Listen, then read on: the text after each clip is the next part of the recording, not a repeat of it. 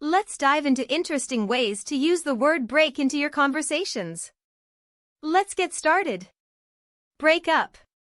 Break up means to end a relationship or a gathering. They decided to break up after years of dating. Break down.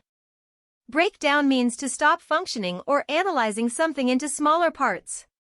Unfortunately, the car broke down on the way to the airport. Break out. Break out means to escape or suddenly start. A fire broke out in the building, and everyone had to evacuate. Break through. Break through means to overcome a barrier or obstacle. With hard work, he managed to break through the challenges in his career. Break in. Break in means to enter a place forcibly, especially illegally. The police were called when someone tried to break into the store. There you have it. Practice these, use them, and soon you'll improve your fluency.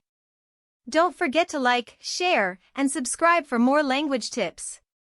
Until next time, happy learning!